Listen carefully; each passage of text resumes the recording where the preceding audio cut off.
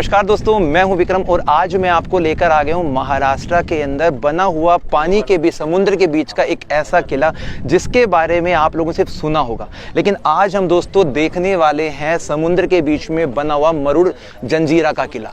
सामने की तरफ आप देख सकते हैं यहाँ का एक ऐसा ऐतिहासिक किला जो अपना एक प्रोटेक्शन देता है और चारों तरफ से इसको अरेबियन सी यानी कि अरब सागर ने घेर के रखा है। और इस किले को अजय दुर्ग का नाम इसलिए दिया गया क्योंकि बड़े बड़े शासकों ने अपनी बहुत भारी सेना के साथ में इस किले को जीतने का जब भी प्रयास किया वो कभी भी यहाँ पर सफल नहीं हो सके। और दोस्तों इस किले के बाहरी जो बनावट है ना, उसके अंदर हमें यहाँ से इसके बुर्ज वगैरह जो दिखाई दे रहे हैं, ये कुल मिलाकर 19 बुर्ज बने हुए हैं। और इस 19 बुर्ज के ऊपर एक वक्त पहले इतनी बड़ी बड़ी तोपें लगी रहती थी यहाँ के सिद्दी शासकों की, जिसकी वजह से यहाँ से हमलावर उन तोपों का ना तो मुकाबला कर पाते थे और ना ही कभी उन्होंने इस किले को जीतने का पूरा अंत तक प्रयास किया। तो दोस्तों आज हम बात करने वाले हैं महाराष्ट्र के तकरीबन बिल्कुल कोस्टल लाइन के स्थित एक टापू के ऊपर बना हुआ मरुड़ जंजीरा का किला। एक्चुअली में दोस्तों जंजीरा जो एक ना अपभ्रंश है, ये बना है आपका जंजीरा से।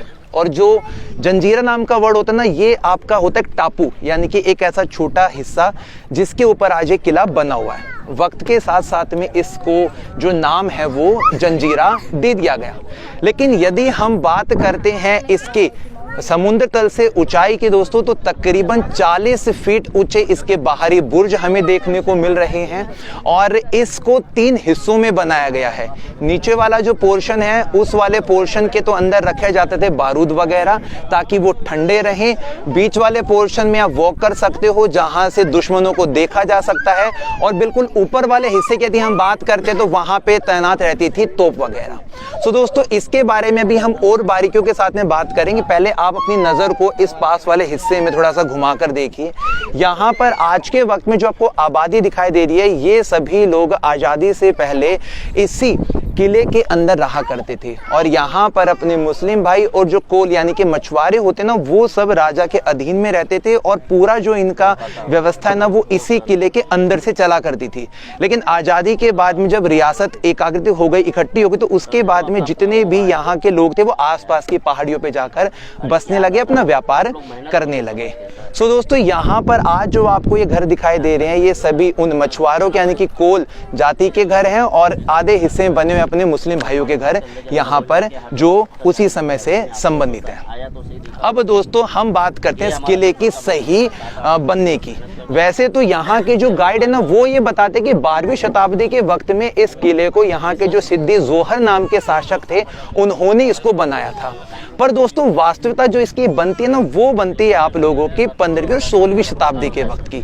क्योंकि ये जो हिस्सा आज आपको दिखाई दे रहा है, ये गुजरात और आपका जो मैंगलुरु वाला क्षेत्र है उसके बिल्कुल मध्यस्थ में पड़ता है।